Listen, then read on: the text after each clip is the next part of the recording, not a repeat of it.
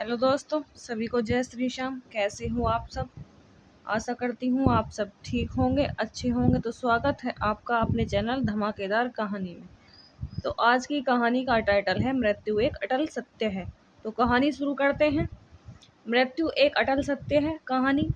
दोस्तों, पुराने समय की बात है जब श्री कृष्ण की नगरी में एक श्याम नामक युवक रहता था, जो भगवान श्री कृष्ण का भक्त था और सभी पर दया भाव भी रखता था।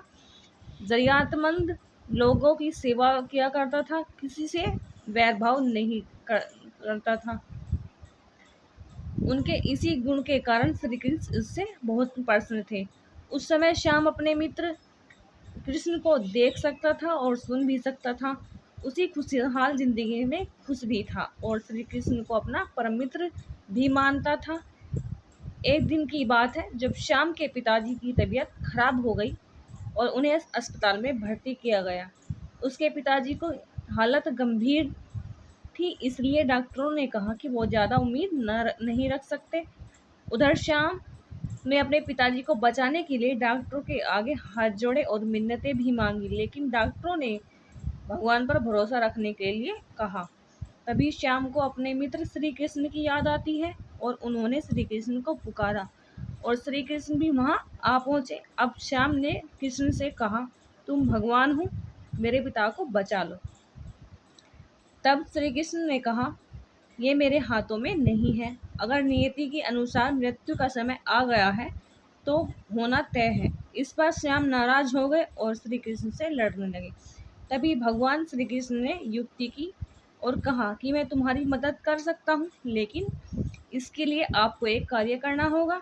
श्याम उस कार्य को जाने बिना ही करने के लिए तैयार हो गए। श्री कृष्ण ने कहा, आपको किसी एक घर से एक मुट्ठी भर गेहूं लाना होगा, लेकिन ध्यान रखना होगा कि उस घर में कभी भी किसी की मृत्यु न हुई हो।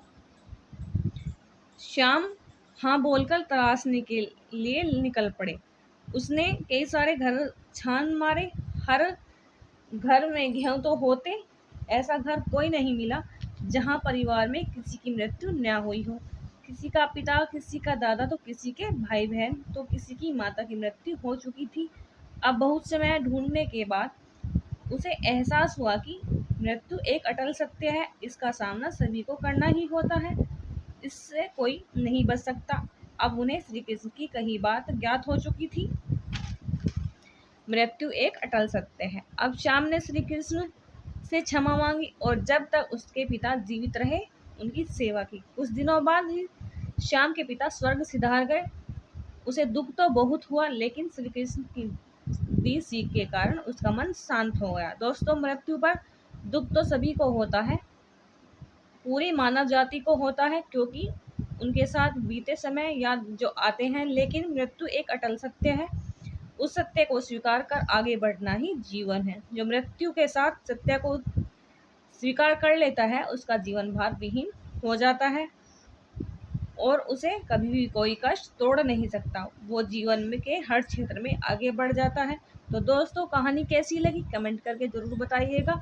वीडियो लाइक शेयर करना, चैनल पर नए हो तो चैनल सब्सक्राइब करना। एक और ऐसी कहानी के साथ मिलते हैं, तब तक के लिए जय श्री श्याम।